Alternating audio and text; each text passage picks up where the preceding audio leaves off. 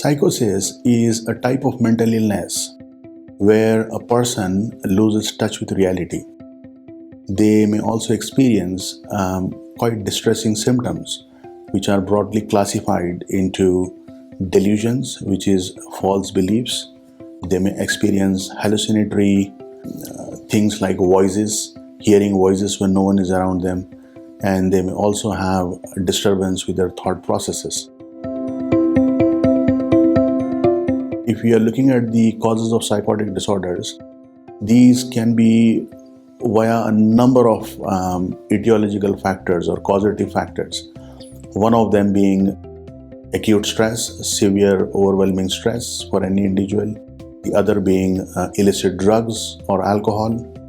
Third being prescription medications like steroids, for example, may cause psychosis. The fourth being severe enduring mental illnesses like schizophrenia or mood disorders.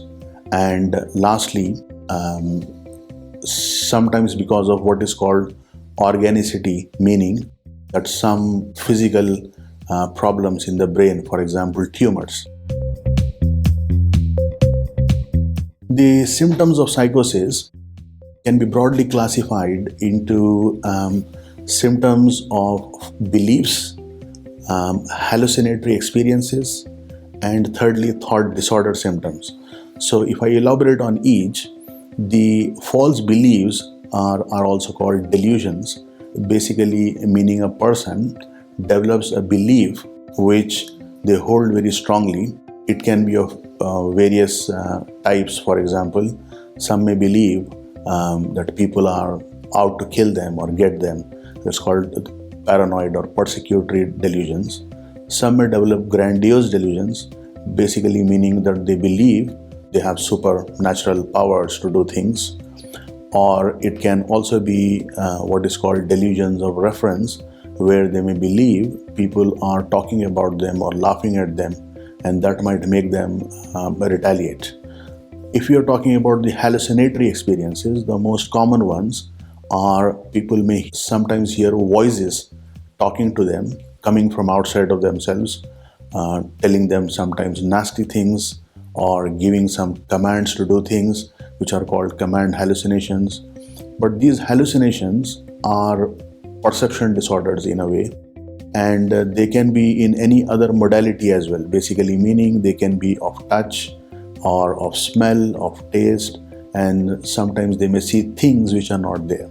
The third cluster of symptoms would be the disorder symptoms, where they are confused with their thought processes, and they are again classified into different varieties. For example, you may not understand what they are trying to say at all, or it may be that they have difficulty conveying their thoughts, etc. So these are the three broad cluster of symptoms people may experience when they are psychotic.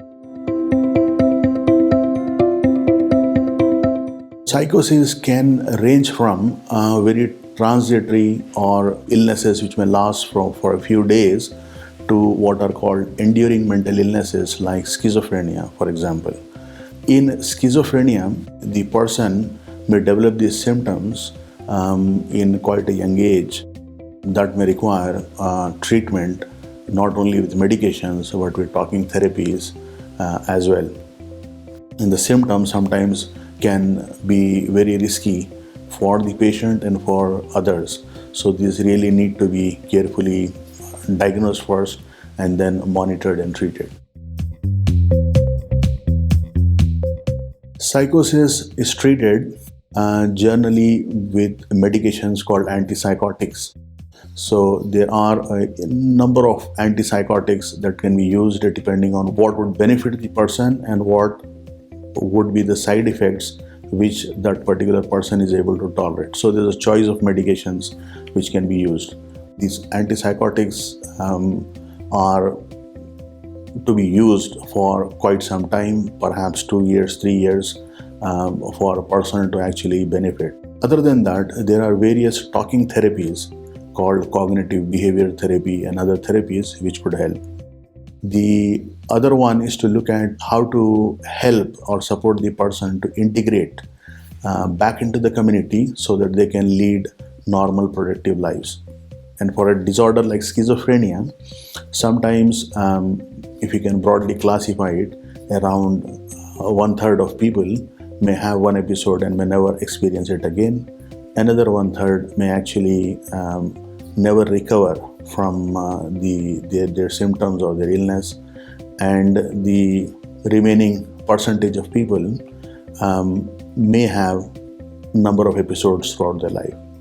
But the good news is that medications, if combined with talking therapy and other supports around that person, can actually help a person to lead a normal life.